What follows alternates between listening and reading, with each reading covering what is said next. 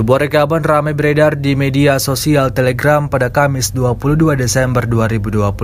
Dalam rekaman tersebut memperlihatkan deretan kendaraan militer terbaru pasukan LPR yang berjejer di tepi jalan. Diketahui salah satu peralatan militer baru yang diterima pasukan LPR adalah tank T-90 terobosan terbaru. Tampak lebih dari 5 tank T-90 akan memperkuat pertahanan pasukan LPR di medan pertempuran. Terlihat juga truk lalu lalang mengangkut sejumlah amunisi lainnya yang tentunya juga akan digunakan pasukan LPR dalam menggempur lawannya. Hingga video ini beredar, beragam respon diberikan warganet.